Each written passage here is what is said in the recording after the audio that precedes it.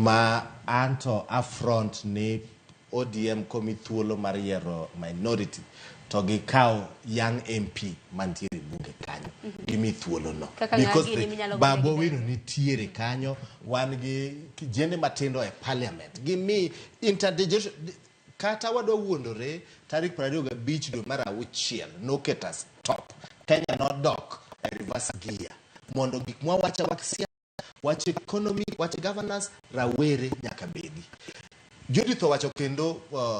politics governance from the county to national level. I'm not talking about ODM cut. All the political parties nyaka embrace young people mondo vibrancy ok ne joma dongo ma igni 20 pata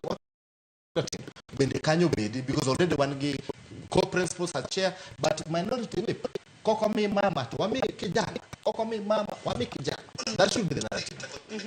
Magudu te warito neno nyakwarum juanka ponono ni biro bedi kiketete maneno ka moko kuom jotelo mopogore mantiere kweth mar ODM bedo sako temo kesara marambolo yiera gisebiro naka gindike mbui mopogore lakini thuolo mar dakika 20 mabedo adongodo bende kik wi wawil ni jatend piny nyakwarum juang notimo limbe mare mano mar ndala ng'wen e gwenge mago mag kadhowadh nam chumbi limbe mabende notieko odiochieng' manyoro to chaka gi siasa bende osebede county mano ma Mombasa lit mar siasa koro ntiere banka koro ntiere mokuom jokanyo mag ODM mabende nowal ne kombe mopogore siasa mar agoko kod goyo kor bende koro sako nyiedhore waonje na report mabende jafwambo mar county ma Mombasa